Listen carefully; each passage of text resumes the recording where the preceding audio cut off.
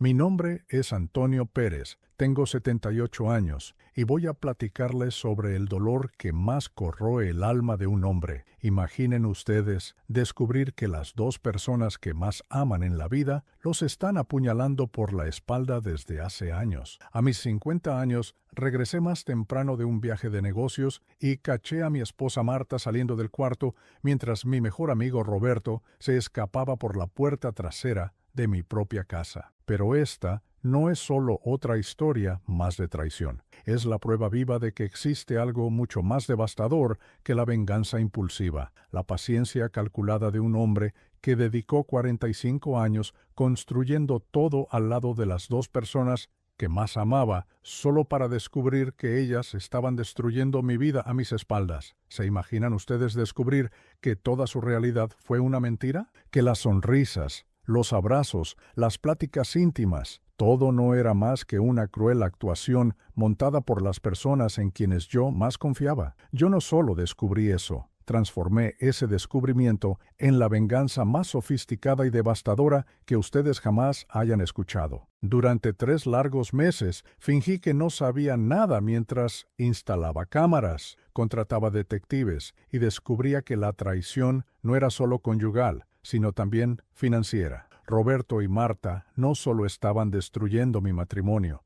estaban robando mi empresa desde adentro, centavo por centavo. En los próximos minutos voy a platicarles cómo planeé silenciosamente la caída de quienes me traicionaron, usando solo mi inteligencia, paciencia y conocimiento íntimo de los puntos débiles de mis enemigos. Esta es una clase magistral sobre cómo la verdadera justicia a veces tarda décadas en llegar, pero cuando llega, es absoluta. Yo no solo expuse públicamente la traición en una fiesta de cumpleaños que se volvió legendaria en la ciudad, transformé a mis traidores en mis empleados, haciendo que limpiaran las oficinas de la empresa que intentaron robarme. Porque al final de cuentas, demostré que existe algo infinitamente más poderoso que el odio. La capacidad de reconstruir tu vida de forma tan extraordinaria que la traición de los otros se vuelve irrelevante. Encontré un nuevo amor verdadero, prosperé económicamente y todavía tuve la grandeza de perdonar a mis verdugos cuando la vida ya se había encargado de castigarlos. Y si ustedes están pasando por algo parecido o simplemente quieren entender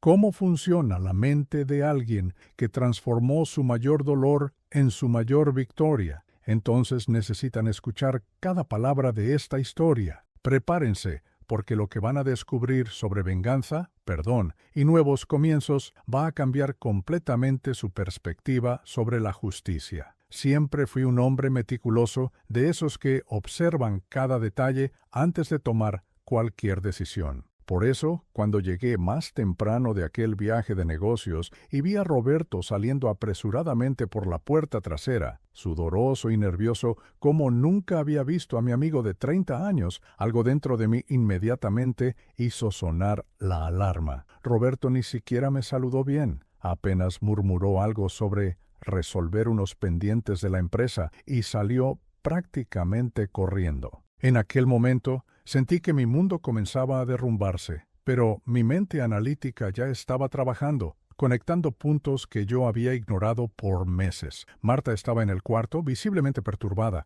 con esa mirada de quien acaba de ser sorprendida con las manos en la masa. Intentó actuar con normalidad, platicando sobre cómo había pasado el día, pero yo conocía cada microexpresión de aquella mujer con quien había compartido 3 décadas de vida, la forma en que evitaba mi mirada directa, cómo sus manos temblaban ligeramente al acomodar cosas que ya estaban en su lugar, cómo su voz salía medio rasposa. Todo gritaba culpa. Fue en aquel instante que 30 años de matrimonio y amistad se desmoronaron dentro de mi pecho, pero por fuera mantuve la compostura. Fingí creer en su explicación y dije que estaba cansado del viaje. Durante 3 meses viví la mayor actuación de mi vida. Me despertaba todos los días fingiendo ser el esposo ingenuo y el amigo confiado, mientras por dentro una máquina calculadora se estaba formando. Empecé a poner atención a los detalles que antes pasaban desapercibidos, las salidas repentinas de Marta para ir de compras, las llamadas telefónicas que Roberto contestaba lejos de mí, las miradas que intercambiaban cuando creían que yo no estaba viendo. Era como si hubiera desarrollado una visión de rayos X para las mentiras, y mientras más observaba, más cuenta me daba de lo podrida que estaba toda aquella situación. La gota que derramó el vaso fue cuando decidí instalar cámaras de seguridad en casa. Supuestamente, por los robos que estaban ocurriendo en la colonia, Marta hasta elogió mi preocupación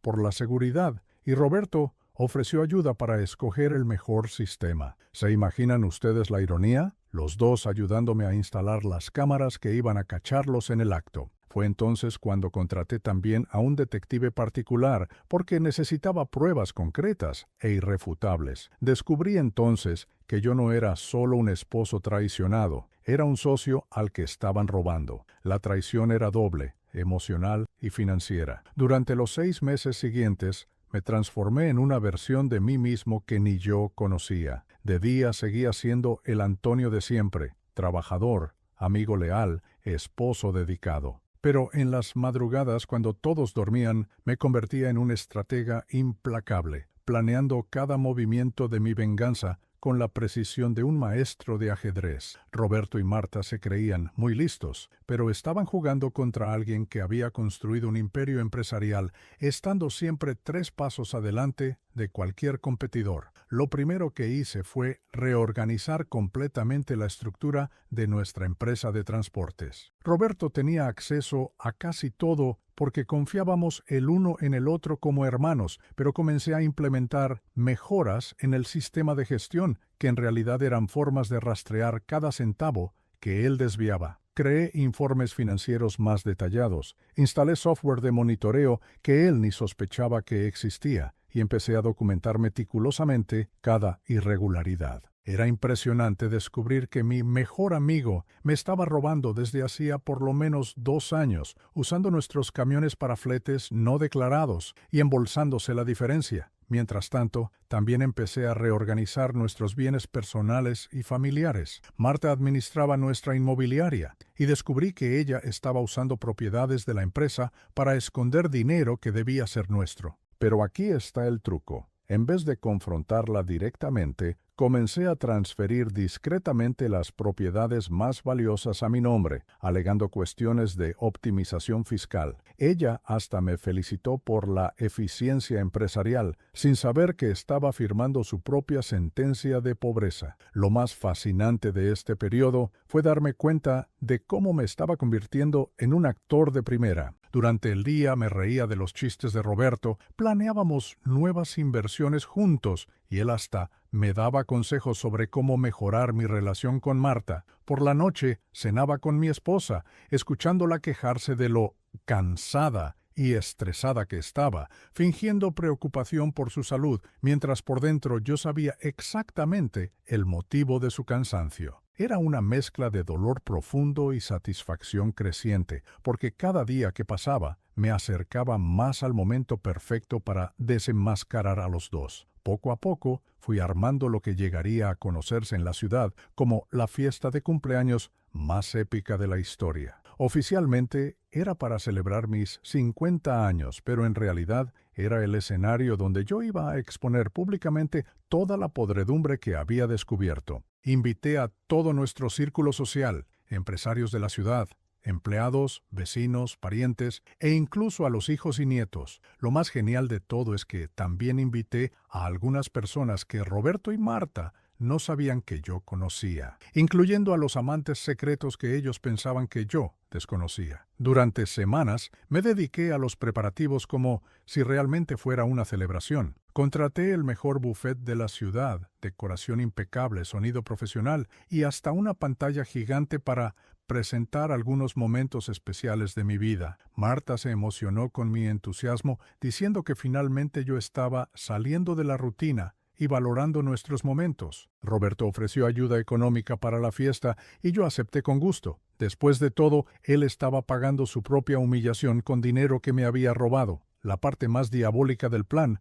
fue la preparación del material que se mostraría. Organicé un video que comenzaba como una retrospectiva normal de mi vida, fotos de la infancia, la boda, el nacimiento de los hijos, momentos de la empresa. La gente estaba emocionada, algunos hasta llorando de alegría. Pero entonces, gradualmente, el tono cambió. Comencé a intercalar las imágenes felices con documentos financieros que probaban los desvíos, correos electrónicos comprometedores y, por último, las grabaciones más explícitas de la traición. El silencio en el salón se fue volviendo sepulcral a medida que la gente entendía lo que estaba viendo. El clímax llegó cuando puse en la pantalla una carta que yo mismo había escrito, explicando con detalles cómo había sido traicionado durante 30 años de amistad y matrimonio. Leí cada palabra en voz alta, con la calma de un juez dictando una sentencia. Hablé sobre los valores que habían robado, las mentiras que habían contado y cómo habían transformado mi casa en un escenario de adulterio mientras yo trabajaba para mantener la vida de ambos. Cuando terminé de leer, el salón estaba en completo silencio. Roberto intentó levantarse para decir algo, pero no le salió la voz. Marta se había desmayado en la silla, y yo me sentí libre por primera vez en años. Lo que sucedió en los minutos siguientes a aquella revelación fue algo que jamás voy a olvidar. Una secuencia de eventos que parecía sacada de una película dramática. Roberto, con el rostro rojo de rabia y vergüenza, intentó írseme encima gritando que yo era un cobarde por exponerlo públicamente, que debería haber hablado con él de hombre a hombre, en vez de humillarlo de esa forma. Pero los otros invitados lo sujetaron antes de que pudiera tocarme. Algunos de nuestros propios empleados, que ahora por fin entendían por qué la empresa andaba con problemas financieros en los últimos meses. La ironía era perfecta. El hombre que me traicionó estaba siendo contenido por las mismas personas a las que él había ayudado a perjudicar con sus desvíos de dinero. Yo podía ver en sus ojos una mezcla de indignación y alivio por finalmente comprender lo que estaba sucediendo tras bambalinas en nuestra empresa. Marta tuvo que ser atendida por los paramédicos que yo, previendo exactamente esa situación, había colocado discretamente afuera del salón, 1 hora antes de la revelación. Cuando ella volvió en sí, intentó implorarme perdón delante de todos los invitados, arrodillándose en el piso del salón y llorando de una forma que jamás había visto en 30 años de matrimonio. Repetía desesperadamente que había sido un momento de debilidad y que aún me amaba de verdad. Pero sus palabras sonaron completamente vacías y desesperadas para todos los ahí presentes, porque las evidencias que yo había mostrado en la pantalla gigante probaban categóricamente que no había sido un momento. Habían sido años de traición calculada y sistemática. Los invitados veían aquella escena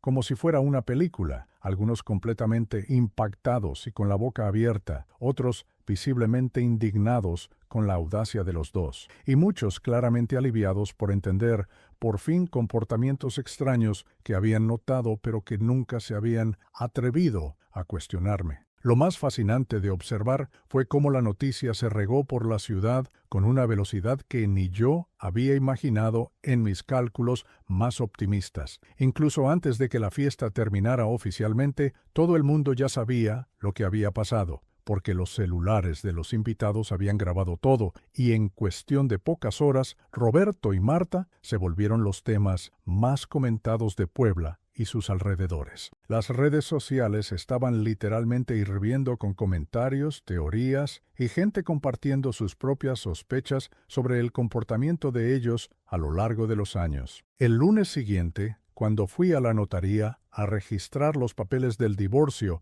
que yo ya había preparado meticulosamente hacía meses, la empleada me dijo que nunca había visto una separación tan bien documentada y organizada, con todas las pruebas necesarias ya debidamente catalogadas y autenticadas. En el Ministerio Público, cuando presenté todas las evidencias de los desfalcos financieros que Roberto había cometido durante por lo menos 2 años, el fiscal quedó genuinamente impresionado con el nivel de detalle y organización de las pruebas que yo había recolectado pacientemente. Roberto fue arrestado esa misma semana por abuso de confianza, asociación delictuosa para lavado de dinero y uso indebido de documentos de la empresa para fines personales. Marta perdió el derecho a cualquier bien en el proceso de divorcio. ya que logré probar jurídicamente que era cómplice activa en los delitos financieros, habiendo usado nuestra inmobiliaria para esconder cantidades desviadas de la empresa de transportes. En menos de 7 días pasaron de ser personas respetadas e influyentes en la sociedad local a ser unos completos apestados sociales, evitados y comentados negativamente por donde quiera que iban. Y yo finalmente podía dormir en paz todas las noches, sabiendo que se había hecho justicia de la forma más completa posible. Incluso con mi venganza ejecutada de forma impecable y con resultados que superaron hasta mis expectativas más optimistas, me encontré enfrentando un vacío emocional profundo que jamás había anticipado durante todos aquellos meses de planeación meticulosa. La casa se volvió demasiado silenciosa, demasiado grande, demasiado fría, resonando con recuerdos de una vida que se había construido sobre mentiras, pero que aún así había sido mi vida durante 3 décadas enteras. Mis hijos quedaron completamente divididos sobre mi actitud. Algunos me apoyaron incondicionalmente, entendiendo perfectamente el dolor y la humillación por los que yo había pasado. Otros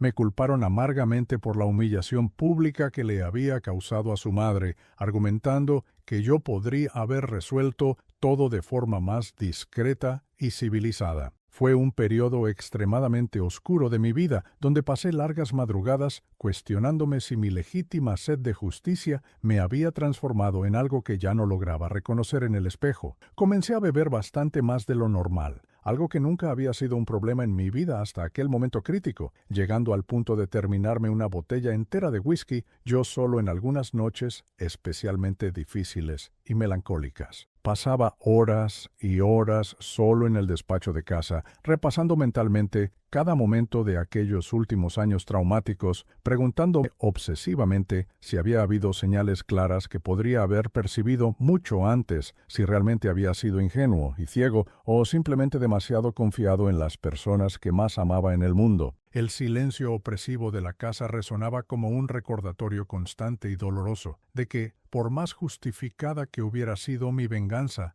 desde el punto de vista moral y legal, estaba pagando un precio altísimo, la soledad más profunda que jamás había experimentado en la vida. Algunas noches incluso llegaba a arrepentirme de haberlo expuesto todo públicamente, imaginando cómo sería si simplemente me hubiera divorciado en silencio y cortado relaciones con Roberto discretamente. Fue durante ese periodo de depresión y aislamiento social que comencé a recibir llamadas completamente inesperadas de personas que yo ni me imaginaba que tenían historias comprometedoras que contar sobre ellos. Primero fue Juan, un empresario respetado que había hecho varios negocios con nosotros a lo largo de los años, buscándome específicamente para platicarme cómo Roberto también había intentado aplicarle un fraude sofisticado más o menos un año antes, involucrando documentos falsificados y un supuesto cargamento de mercancía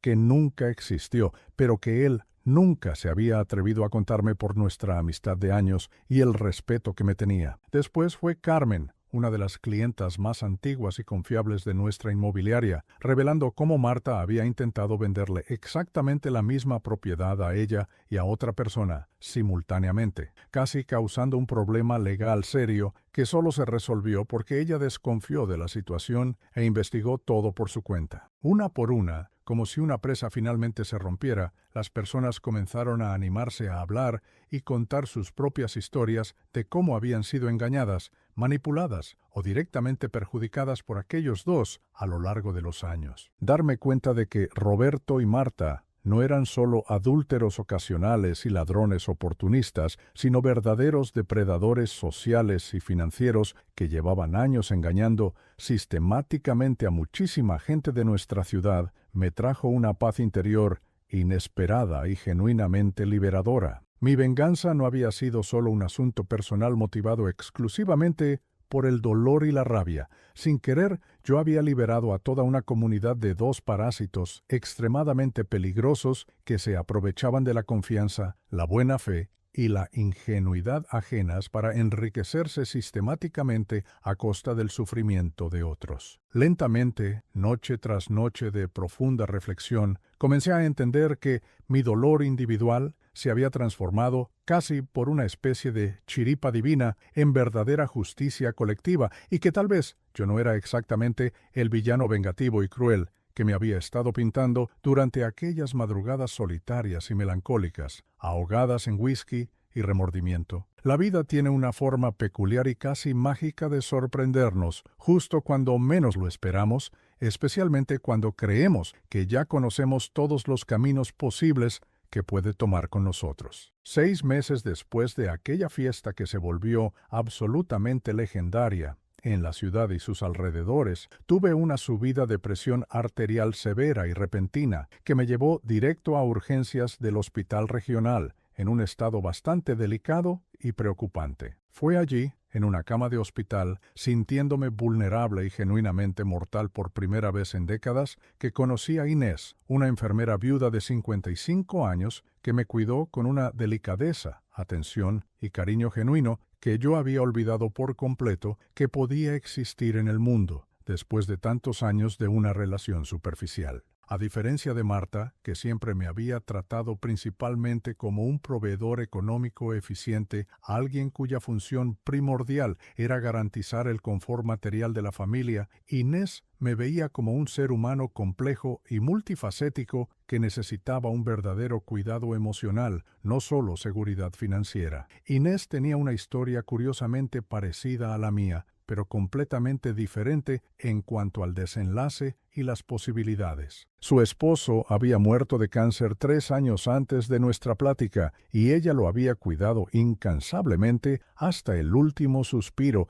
aun sabiendo perfectamente que él nunca le había sido completamente fiel durante los años de matrimonio. La diferencia entre nosotros, me dijo en una plática que marcó profundamente mi vida y cambió mi perspectiva, es que tú tuviste la oportunidad concreta de vengarte de tus traidores, y yo tuve que aprender a perdonar en completo silencio, tragándome mi dolor yo sola. Esta perspectiva totalmente nueva me hizo darme cuenta de que existen diferentes formas igualmente válidas de lidiar con la traición y que tal vez yo realmente había tenido una suerte inmensa de poder hacer algo concreto respecto a mi situación, en lugar de solo aceptar pasivamente el sufrimiento. Lo que más me impresionó profundamente de Inés fue su absoluta transparencia y su honestidad brutal sobre todos los aspectos de su vida. Me platicó abiertamente sobre sus cuentas apretadas, sus miedos más íntimos, sus sueños aparentemente imposibles, todo esto sin ninguna segunda intención aparente ni intento de manipulación emocional. Trabajaba turnos dobles agotadores en el hospital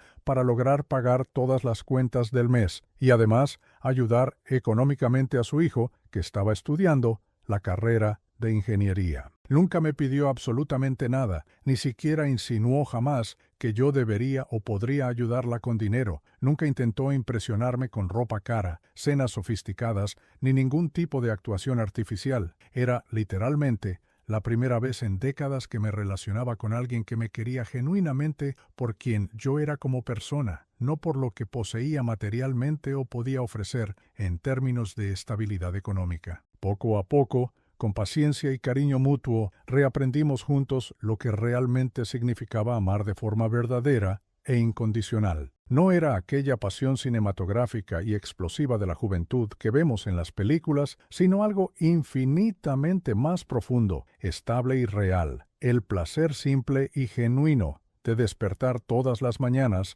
al lado de alguien que sabes con absoluta certeza que nunca te va a traicionar ni a decepcionar, la paz indescriptible de poder compartir todos los problemas y alegrías del día con alguien a quien de verdad le importa tu bienestar, y la alegría pura y simple de reír juntos viendo la televisión o platicando de cosas cotidianas. 2 años después de ese encuentro que cambió mi vida, nos casamos en una ceremonia pequeña e íntima en la iglesia de la colonia, solo con nuestros hijos y unos cuantos amigos verdaderos presentes. Fue, genuinamente, el día más feliz de mi vida adulta, porque finalmente había aprendido en la práctica la diferencia fundamental entre simplemente estar acompañado por conveniencia y ser verdaderamente amado por quien uno realmente es. Pasaron 3 años desde el encarcelamiento de Roberto por abuso de confianza y lavado de dinero, y yo finalmente estaba encontrando paz en mi nueva vida junto a Inés. Nuestra empresa de transportes se había recuperado por completo de las pérdidas causadas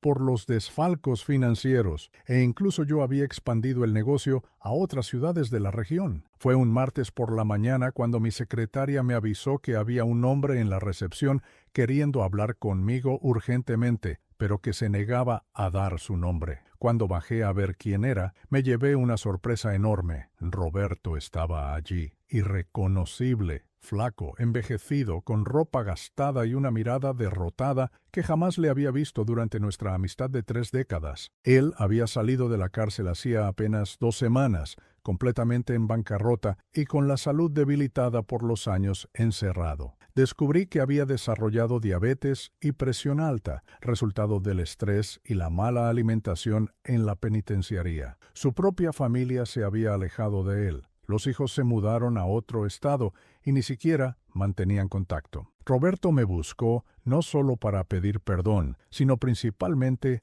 para implorar una oportunidad de trabajo, cualquier cosa que pudiera devolverle la dignidad. Dijo que había reflexionado mucho sobre todo lo que hizo, que entendía perfectamente mi reacción y que solo quería una oportunidad para demostrar que había cambiado. Confieso que sentí una mezcla extraña de lástima y satisfacción al verlo en aquel estado deplorable, implorando ayuda justo a la persona que él había traicionado de la forma más cruel posible. Marta apareció la semana siguiente en una situación igualmente desesperada, pero de una forma todavía más patética que me sorprendió. Ella había perdido literalmente todo en el divorcio y en las investigaciones posteriores: la casa, los carros, las joyas, hasta la ropa de marca que tanto valoraba. Estaba viviendo en una pensión barata en el centro de la ciudad y trabajando limpiando oficinas durante la madrugada para poder pagar la renta. El tiempo había sido cruel con ella: cabello canoso, mal cuidado, arrugas profundas que la hacían parecer 10 años mayor, ropa sencilla y desgastada. Cuando me vio en la oficina, comenzó a llorar compulsivamente, pidiendo no solo perdón, sino también una oportunidad de trabajo en la empresa que ella había ayudado a robar. Dijo que estaba dispuesta a hacer cualquier cosa, por más bajo que fuera el sueldo. Fue entonces cuando tomé una decisión que muchos consideraron cruel, pero que para mí representaba el cierre perfecto del ciclo de la justicia. Les ofrecí trabajo a ambos: a Roberto como intendente en nuestras oficinas y bodegas, a Marta como auxiliar de limpieza en los baños y áreas comunes. El sueldo sería el mínimo, el horario sería el más inconveniente posible y tendrían que usar uniformes con el nombre de la empresa que intentaron destruir.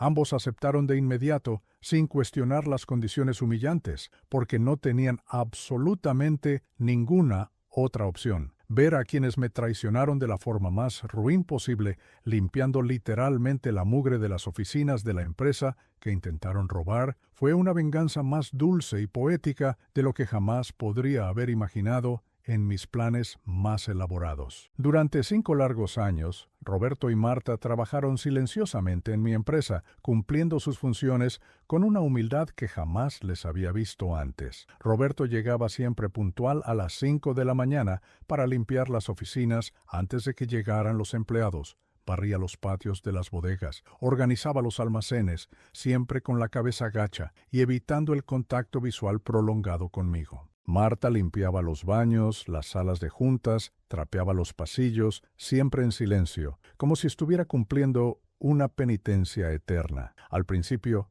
confieso que sentía una satisfacción casi sádica al verlos en esa situación, recordando cómo se habían reído de mí a mis espaldas mientras me traicionaban y robaban. Era como si la justicia divina por fin hubiera encontrado la forma perfecta de equilibrar la balanza. Pero con el paso del tiempo, algo comenzó a cambiar dentro de mí de una forma completamente inesperada. La rabia que había alimentado mi sed de venganza durante tantos años comenzó lentamente a transformarse en algo diferente. No exactamente lástima, sino una comprensión más profunda sobre las devastadoras consecuencias de nuestras elecciones. Roberto estaba visiblemente enfermando. Desarrolló un cáncer de próstata que lo dejaba cada vez más frágil, y aún así seguía trabajando porque necesitaba el dinero para el tratamiento médico. Marta había envejecido de forma dramática. Parecía una mujer de 70 años cuando en realidad solo tenía 58, y yo sabía que ella enviaba la mitad de su sueldo a la hija que vivía en otro estado y ya no quería hablar con ella. El punto de inflexión definitivo ocurrió una víspera de Navidad, durante la cena anual de la empresa que yo organizaba para todos los empleados y sus familias. Tradicionalmente, era un momento de alegría y convivencia, pero aquel año en específico decidí hacer algo que ni yo mismo había planeado. Les pedí a Roberto y a Marta que se acercaran y delante de todos los presentes, empleados, gerentes, Inés, mis hijos y nietos, hablé públicamente sobre el perdón. No un perdón condescendiente ni superior, sino un perdón genuino, que nacía del cansancio de cargar tanto rencor y de la comprensión de que todos somos imperfectos y capaces de cometer errores terribles. Dije que ellos habían pagado un precio demasiado alto por los errores que cometieron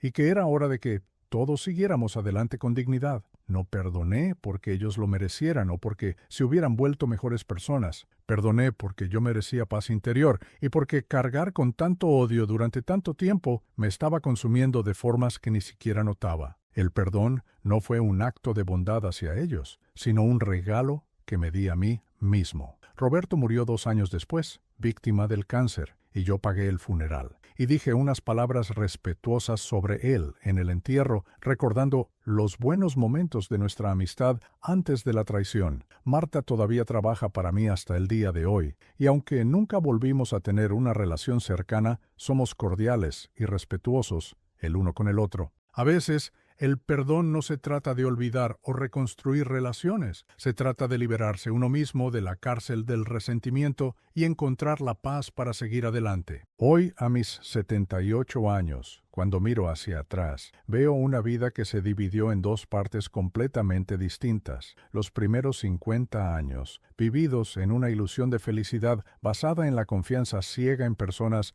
que no la merecían, y los últimos 28 años construidos sobre la base sólida de la experiencia, de la sabiduría duramente ganada y del amor verdadero. Dirijo una empresa próspera junto a Inés, que se convirtió no solo en mi esposa, sino en mi verdadera compañera de vida en todos los sentidos. Tenemos nietos que nos respetan y admiran no por el dinero que poseemos, sino por el ejemplo de dignidad y perseverancia que intentamos dar todos los días. Duermo en paz todas las noches, algo que no podía hacer durante aquellos meses terribles en que descubrí la traición. Y planeé mi venganza. La experiencia me enseñó lecciones muy valiosas que llevaré conmigo hasta el fin de mis días. Primero, que la confianza es el bien más preciado que poseemos y debe darse solo a quien realmente la merece. Pero cuando se rompe, no significa que debamos cerrarnos al mundo. Significa que debemos ser más selectivos y cuidadosos. Segundo, que la venganza, por más justificada que sea, es solo el primer paso de un proceso mucho mayor de sanación y reconstrucción. Si ustedes se detienen en la venganza, se quedan atorados en el pasado.